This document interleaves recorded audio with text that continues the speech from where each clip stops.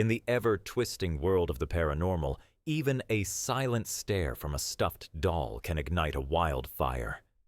Over the past few weeks, a familiar fear has returned to the internet's darkest corners.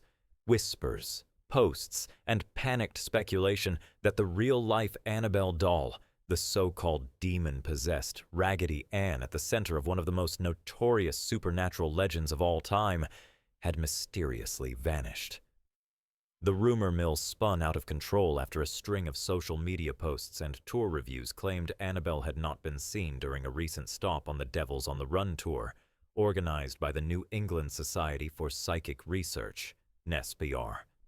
The doll, typically sealed behind glass at the Warrens Occult Museum in Monroe, Connecticut, had been touring as part of NESPR's efforts to educate the public on paranormal history. But a particular stop in New Orleans in early May set the internet ablaze.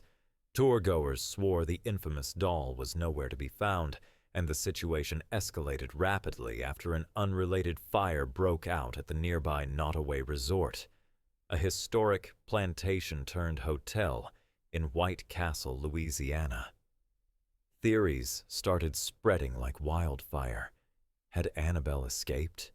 Was the blaze some kind of supernatural retaliation? The hysteria was palpable.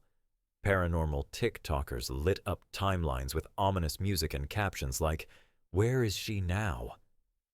Reddit threads grew into speculative novels, and YouTube sleuths dropped late-night videos dissecting every frame of the tour for clues.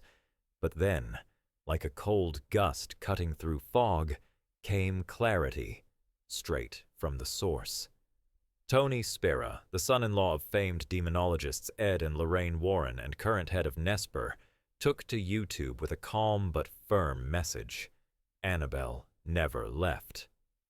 "I'm standing inside the Warrens Occult Museum," Spera said in the video, panning his camera to a familiar sight, a wooden display case, locked tight, housing the iconic doll with the stitched red smile and dead eyes that have haunted millions. "She's not missing. She's not in Chicago. She's not wandering through Louisiana. She's right here." And just like that, the doll was back in the spotlight. Not because she moved, but because of how quickly the world thought she might. Spera added that while Annabelle herself remains firmly rooted in the museum, a major NESPR appearance is still scheduled.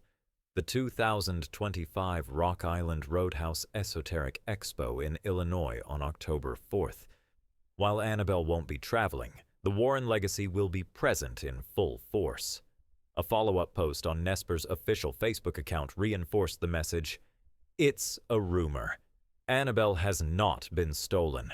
The doll is safely in place at the Warren Occult Museum." This is far from the first time the world has collectively held its breath over this doll's whereabouts. Back in 2020, another viral rumor claimed Annabelle had escaped her casing. At the time, Spera once again had to step in to douse the flames of fear. His tone back then mixed caution with a wink. Annabelle didn't escape. She didn't fly first class. She didn't go visit her boyfriend, he joked. But if she ever really did leave, I'd be worried, because this is not a doll you want out in the world. Enter Ed and Lorraine Warren, who upon investigation declared the doll was not merely haunted, it was demonically possessed, a vessel used by an inhuman spirit. They placed her in a blessed case, warning the world, "Do not touch, do not open. This is not a toy." The story rocketed into pop culture legend, most famously through the Conjuring Universe. Annabelle made her chilling debut in 2013's The Conjuring, before receiving her own spotlight in the spin-offs Annabelle, 2014, Annabelle Creation, 2017, and Annabelle Comes Home, 2019.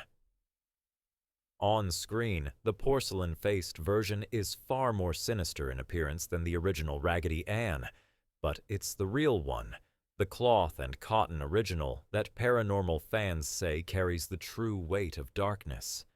For now, The legend lives behind glass. But if the past has taught us anything, it's this. When it comes to Annabelle, the line between myth and nightmare is always thinner than we think.